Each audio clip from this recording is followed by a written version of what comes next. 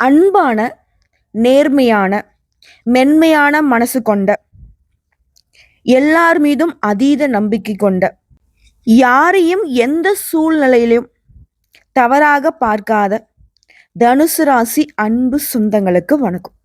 தனுசு அப்படின்னா என்னங்க? இவங்க ராசி மட்டும் கிடையாது, ஒரு அம்பு போல, உண்மையை நோக்கி பாயக்கூடிய அம்பு, எதையும் தாங்கும் இதயம் கொண்டவங்க. இவங்க ஒரு முடிவை எடுத்துட்டா அதுல இருந்து பின்வாங்கிறது ரொம்ப கஷ்டம். ஏன்னா அந்த முடிவை எடுக்கிறதுக்கு முன்னாடி ரொம்ப தீர்க்கமான சிந்தனைகள் அவங்களுக்குள்ள இருக்கும். இப்போ இவங்களை பத்தி சித்தர்கள் என்ன சொல்லியிருக்காங்க தெரியுமா? தனுசு ராசிக்காரங்க நல்லவங்க. நல்லவங்க அப்படிங்கறதுனால மட்டும்தான் இவங்க அதிகமா கஷ்டப்படுறாங்கன்னு சொல்றாங்க. நான் கஷ்டப்படுறதுக்கு எதுக்கு நாங்க நல்லவங்களா இருக்கணும்? அது கெட்டவங்களா இருந்துட்டு நாங்க சந்தோஷமா இருந்துட்டு போயிடலாமே, அப்படி கூட சில நேரங்கள்ல தோணுது இல்லையா? இப்போ பெரும்பாலும் நல்லவங்க கஷ்டப்படுறாங்க, பாவம் பண்றவங்க சந்தோஷமா இருக்காங்க. இதற்கான பதில் எங்கம்மா இருக்கு? இதுல குறிப்பா தனுசு ராசிக்காரங்க பெரும்பாலும் நல்லவர்கள். அவங்க ஏன் கஷ்டப்படுறாங்க? இதுக்கான விடை நமக்கு வேணும் இல்லையா? அதை தெளிவுபடுத்தக்கூடிய ஒரு பதிவா கட்டாயம் இது இருக்கும். இதோட உங்களுக்குள்ள எந்த மாதிரியான சக்தி இருக்கு, நீங்க எப்படிப்பட்டவங்க, உங்களை பத்தின ரகசியம் கூட வச்சுக்கோங்க. சித்தர்கள் தனுசு ராசியை பத்தி என்ன சொல்லியிருக்காங்க பாப்போமா? சித்தர்கள் உங்களை என்ன சொல்றாங்க அப்படின்னாக்கா, நீங்க அம்பு கர்மம்னு சொல்றாங்க. அது அம்பை நம்ம எய்தணும், சரியான திசையை நோக்கி அம்பை எய்தணும் அப்படின்னாக்கா, அம்பை ஃபர்ஸ்ட் நம்ம என்ன பண்றோம், வெளியில இருந்து பின்னாடி இழுத்து அதுக்கப்புறம் தான் எய்ய ஆரம்பிக்கிறோம். அப்பதான் அந்த அம்பு நம்ம நோக்கி இலக்க அடைய முடியும். அது போலதான் தனுசுடைய கஷ்டம் அப்படிங்கிறது, உங்களுடைய அந்த அம்பு பின்னாடி இழுக்கிறோம் பத்தியா, அந்த இழுவை தான் தனுசு படக்கூடிய கஷ்டம்னு சொல்றாங்க. தனுசு படக்கூடிய ஒவ்வொரு கஷ்டமும் ஒவ்வொரு துன்பமும் உங்களை முன்னாடி கொண்டு போகும், உங்களை உயர்த்தி கொண்டு போகும். நீ படக்கூடிய கஷ்டம் இல்லாம கடவுள்கள் உங்களுக்கு கொடுக்கக்கூடிய பயிற்சின்னு சொல்றாங்க. புரியுதுங்களா? ஒவ்வொரு கஷ்டமும் உனக்கு வரக்கூடிய ஒவ்வொரு துன்பமும் உனக்கு தண்டனை கிடையாது, அது அம்பை உயர்த்தக்கூடிய தெய்வீக பயிற்சின்னு சொல்றாங்க. அது மட்டும் இல்லாம இந்த தனுசு ராசிக்காரன் படக்கூடிய ஒவ்வொரு கஷ்டமும் என்ன தெரியுமா? மத்தவங்களால நீ அதிகமா காயப்பட்டிருப்ப, நீ நம்பினவங்க உனக்கு துரோகம் செஞ்சிருப்பாங்க, நீ பார்த்து பார்த்து பல பேருக்கு நல்லது செஞ்சிருப்ப, உதவி செஞ்சிருப்ப, ஆனா அவங்களே உன்னை கைவிட்டிருப்பாங்க.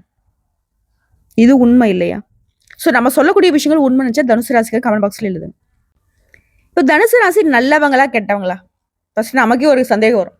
நம்ம இவ்வளவு கஷ்டப்படுறோமே, ஒருவேளை போன ஜென்மத்தில் நம்ம ஏதோ பாவம் பண்ணியிருப்போமோ, நம்ம ஒரு தப்பான ஆட்களோ அப்படின்னு கூட தோணும். ஏன்னா நம்ம செல்ஃபா சுய பரிசோதனைன்னு ஒண்ணு இருக்கு இல்லையா? இப்போதைக்கு நம்ம பார்த்தாலையும் கண்டிப்பா நம்ம யாருக்கும் எதுவும் தப்பு பண்றது கிடையாது. ஆனா முன்னாடி ஏதோ பண்ணிருப்போமோ, இல்ல நம்ம முன்னோர்கள் ஏதாவது பண்ணிருப்பாங்களோன்னு யோசனை வருது. ஏன்னா அவ்வளவு கஷ்டம் நம்ம அனுபவிக்கிறோம். ஆனா ஒரு விஷயம் சொல்றேன், தனுசு ராசி நீ நல்ல மனசு கொண்ட ராசி. உனக்கு வரக்கூடிய கோபம் நியாயமானது, அது கெட்ட நோக்கத்துக்காக வர்றது கிடையாது. இதுல தனுசு ராசிக்காரங்க தப்ப மன்னிக்குவாங்க, ஆனா பொய்ய மன்னிக்க மாட்டீங்க. பாருங்க எந்த அளவுக்கு உயர்வான கொள்கையை தனுசு கடைபிடிக்குதுன்னு. இதோட ஒருத்தவங்க உதவின்னு கேட்டு வந்தா உயிரை கூட கொடுக்க தயங்க மாட்டாங்க. யாராவது கஷ்டப்படுறாங்க அப்படின்னா இவங்களுக்கு மனசு பொறுக்காது. தனுசு ராசிக்காரர்கள் வாழ்நாள் முழுவதுமே முயற்சி செய்யறது என்ன தெரியுமா? நேர்மையா இருக்கணும், உண்மையா இருக்கணும், மற்றவங்களுக்கு நல்லது செய்யணும். இது 3 மட்டும்தான் தனுசுடைய உயிரா இருக்கு. சோ இப்படிப்பட்ட உன்னதமான சித்தர்கள் சொன்ன ரகசியம் இதுதான் தனுசு ராசியை பத்தி. இதனால்தான் சித்தர்கள் இந்த ராசி என்ன சொல்றாங்க தெரியுமா? தேவர் ராசின்னு சொல்றாங்க. தேவருக்கு நிகரான ராசிங்க நீங்க, உலகத்தில் வாழக்கூடிய தேவர்கள் நீங்க. நம்ம பாஷையில சொல்லனாக்க கடவுளுங்க நீங்க. இப்போ இப்படி உயர்ந்த உள்ளம் கொண்ட, உயர்ந்த குணம் கொண்ட, உயர்ந்த பண்பு கொண்ட தனுசுவே கஷ்டப்படுதே, ஆனா இந்த கெட்டவன் மட்டும் ஏன்பா சிரிக்கிறான்? கெட்டவன் சிரிக்கிறது அவனுடைய கர்ம கணக்கு இன்னும் துறக்கப்படலன்னு அர்த்தம். அவன் கணக்கு இன்னும் பரிசீலனைக்கு வரல. புரியுதுங்களா? அவனுடைய பாவ கணக்கு புத்தகம் இன்னும் துறக்கப்படல, அதனால அவன் சிரிச்சிட்டு இருக்கான். அவனுக்கு இப்போ அவன் அனுபவிக்கக்கூடிய சந்தோஷம் எல்லாமே தற்காலிகமானது. புரியுதுங்களா? அவன் போகக்கூடிய பாதைங்கிறது மாயை. அவனுக்கு எல்லாம் மின்றதெல்லாம் பொண்ணு மாதிரி தெரியுது. அவன்கிட்ட இருக்கிறது எதுவுமே பாத்தீங்கன்னா நிரந்தரமானது கிடையாது, எல்லாமே பாவம். அவன் பார்க்குற சுகம் எல்லாமே குறுகிய காலம்தான். இது சித்தர்கள் என்ன சொல்றது தெரியுமா? நல்லவனுடைய கஷ்டம் நீண்ட நிம்மதி கொடுக்கும், கெட்டவனுடைய சிரிப்பு குறுகிய கால மாயை. அவன் கூடிய விரைவில் அவனுடைய சுகபோகத்தெல்லாம் அனுபவிச்சு வண்டியில பெட்ரோல் தீர்ற மாதிரி அவனுடைய மொத்த சந்தோஷ கணக்கும் தீர்ந்து போயிடும். சீக்கிரமா வேலை செஞ்சிடும். அதுக்கப்புறம் என்ன பண்ணணும்? கஷ்டப்படணும், அவதிப்படுவான், அல்லோலப்படுவான். அது நீங்களே பார்க்கக்கூடிய நிலை வரும். புரியுதுங்களா? கெட்டவன் எல்லாம் சிரிச்சு சந்தோஷமா இருந்துட்டா அப்புறம் கடவுள் எதுக்குங்க? தண்டனையில எதுக்கு? நல்லவனுடைய அமைதி என்னைக்கும் நிரந்தரமானது. கெட்டவனுடைய சிரிப்புலாம் இப்படி மின்னல் போல மறைஞ்சு போயிடும். அந்த மின்னலை பார்த்துட்டு நம்ம நினைக்கிறோம், பா கெட்டவன் நல்லா இருக்கான்னு சொல்லிட்டு. கொஞ்சம் ஒரு சிறிது காலம் போயிட்டு பாருங்க அவனுடைய நிலை எப்படி இருக்குன்னு சொல்லிட்டு. சரி, அது போகட்டும். கெட்டவன் கண்டிப்பா கஷ்டப்படுவாங்கிறது உண்மை. சரிங்களா? கடவுளுடைய கணக்குல இருந்து யாராலையும் தப்பிக்க முடியாது. கடவுள் கணக்கு சாதாரண கணக்குல நாம நினைச்சிட்டு இருக்கோம் யாரும் பார்க்கல செய்யலன்னு சொல்லிட்டு. ஆனா அந்த பாவ கணக்கு தொடுக்கிறப்போ படாத பாடுபடுவோம். ஏன் நம்மளே இவ்வளவு பாடுபடுறோமே, கெட்டது பண்றவன் எவ்வளவு பாடுபடுவாங்கிறத கொஞ்சம் அப்படி யோசிச்சு பாருங்க, அப்ப தெரியும். இதோட தனுசு ராசியை பொறுத்த வரைக்கும் சிறு வயதுல இருந்தே கஷ்டம், குடும்ப பிரச்சனை, என்ன பண்றது ஏது பண்ண புரியாம இருந்திருப்பீங்க. ஆனா ஒரு 26 35 வயசுக்குள்ள வாழ்க்கையில ஒரு திருப்பு முனை வருங்க. அனுபவம் கிடைக்கும், நம்பிக்கை வரும், தொழில் செய்வீங்க, உங்களுடைய முயற்சிகள் எல்லாமே வெற்றி கொடுக்கும். 36 to 48ங்க நல்ல உயர்வு பார்ப்பீங்க, பணம் சம்பாதிப்பீங்க, பேரு புகழ்னு சொல்லிட்டு ஒரு பெரிய அந்தஸ்து உங்க கையில இருக்குங்க. உச்சக்கட்ட நிலைன்னு சொன்னாக்க 36 to 48. இதுல தனுசு ராசியில கூடிய ஆண்களுடைய அமைப்பு எப்படின்னா, நல்ல மனசுக்காரங்க நீங்க, எல்லாருக்கும் நிம்மதியை கொடுக்கணும்னு எதிர்பார்ப்பீங்க, குடும்ப பொறுப்பை பிடிச்சி செய்வீங்க, தாய்க்கு ரொம்ப அன்பு கொடுப்பீங்க, தைரியம் கொடுப்பீங்க, தைரியசாலி நீங்க, நல்ல ஒரு வேலைக்காரங்க, கடின உழைப்பாளிங்க. ஸோ இப்படிப்பட்ட தனுசு ராசி ஆண்களுக்கு நிறைய நம்பிக்கை துரோகத்தை பார்த்துருப்பீங்க.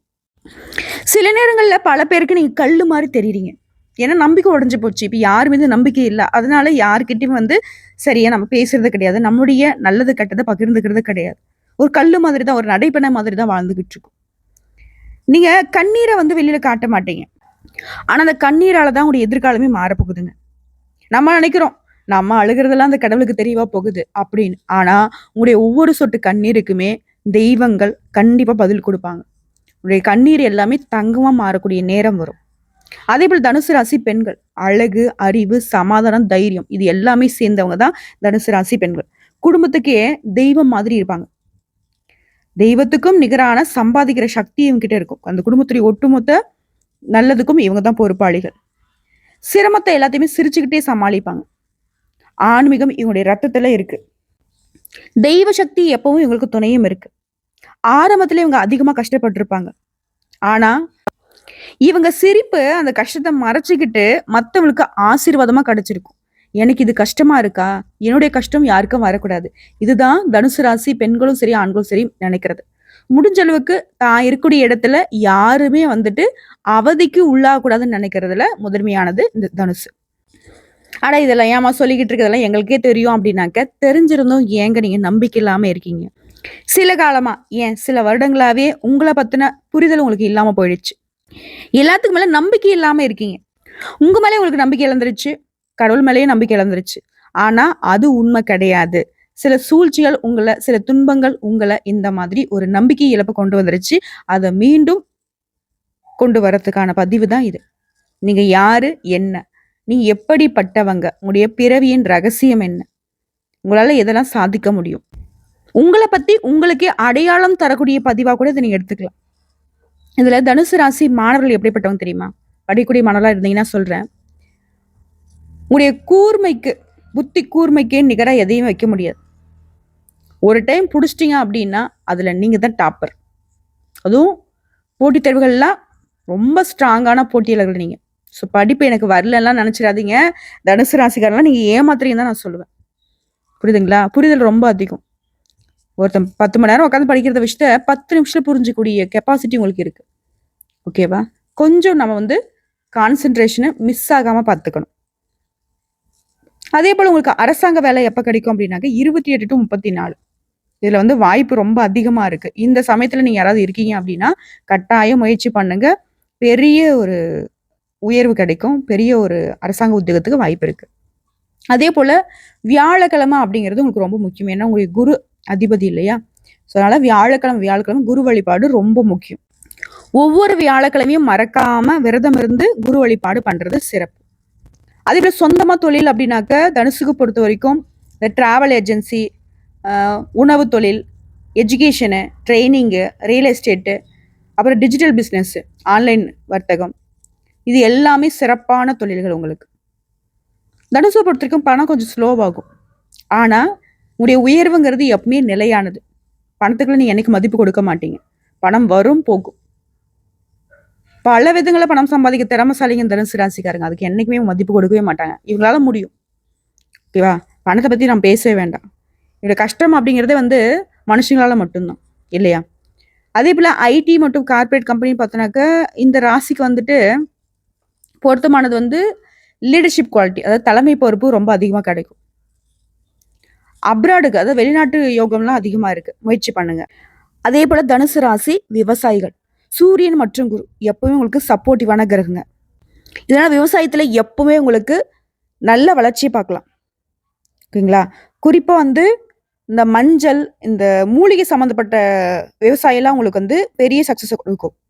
பெண்களை பொறுத்த வரைக்கும் தொழில்னு பார்த்தீங்கன்னாக்கா பியூட்டி பார்லர் சொல்கிறோம்ல, டீச்சிங்கு, அப்புறம் கன்சல்டன்சி, டெய்லரிங்கு, ஆன்லைன் பிஸ்னஸ், இதெல்லாம் நல்ல க்ரோத் கொடுக்குற, அதாவது நல்ல வளர்ச்சியை தரக்கூடிய தொழில்.